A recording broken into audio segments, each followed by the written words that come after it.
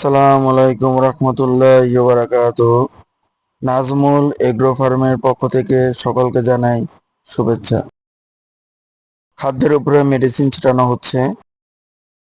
আমি আমার গরুর দানাদার খাদ্যে কি কি মেডিসিন ইউজ করি অথবা ব্যবহার করি তা আপনাদের সাথে আজকে শেয়ার করব। চলুন আমরা এক নজর দেখে আসি কি কি মেডিসিন দিয়ে আমি আমার দানাদার খাদ্য প্রস্তুত করি।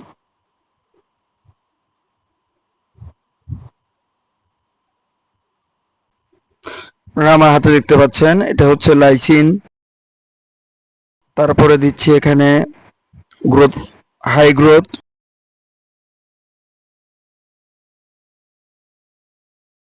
ফাইটেস, ফ্যাট। তারপর এখানে দিচ্ছি প্রিমিক্স, মাল্টিভিটামিন অথবা মাল্টিজাইম। এখানে দিচ্ছি গ্রোথ প্রমোটার,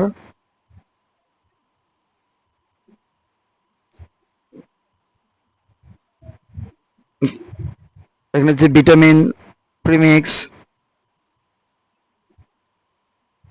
ভিটামিন।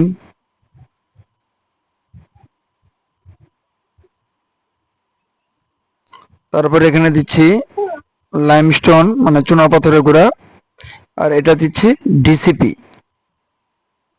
তারপর সর্বশেষে দিচ্ছি ফিশ মিল। ফিশ মিলটা হচ্ছে গরুর খাদ্যের মানটা কিন্তু অনেক বাড়িয়ে দেয় এবং হাই প্রোটিন সমৃদ্ধ একটি মেডিসিন।